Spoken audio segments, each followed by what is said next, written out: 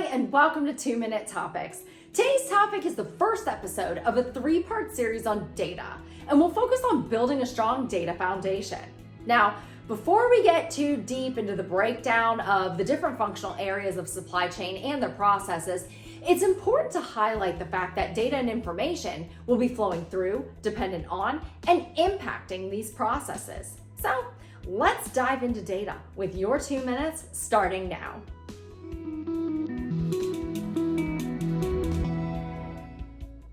While processes are driving the business operations, data and information drive the processes themselves.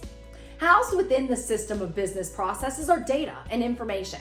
And as data flows throughout the business system, it's collected, filtered, sorted, analyzed, stored, and becomes actionable. Now, this isn't a one-time transaction either. Data can be raw or processed and still undergo this transformation multiple times as it flows throughout a business. But where's that data coming from? Well, ultimately that will depend upon the process itself. But data and information can derive from many sources, both internally and externally. So, your systems, your suppliers and providers, your customers, your internal teams, and even external databases. So with how foundational data is to a business system, how do you ensure that you have a strong data foundation to be able to actually use it?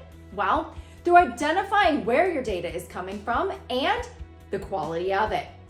Once you understand where your data is deriving, ensuring the quality of that data is key to being able to use it in any regard. So there are 5 criteria for data quality. Number 1, completeness. This is identifying if all of the required information is available. Lack of required information leads to a processed output that is also incomplete. Number 2, accuracy. This is verifying that the information is correct. Inaccurate information leads to inaccurate outputs that should not be actioned on. Number 3, reliability.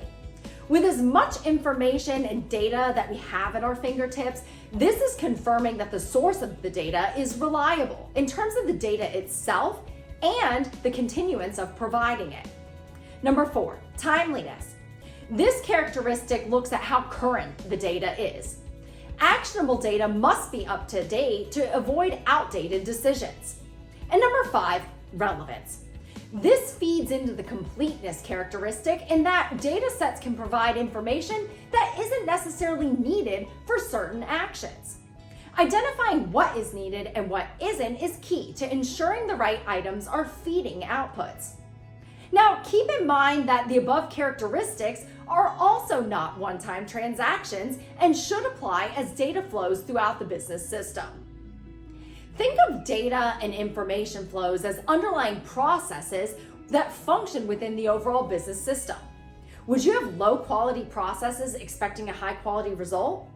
After these 2-minute topic videos, the answer to that should be no. So, the same should be said of your data as well.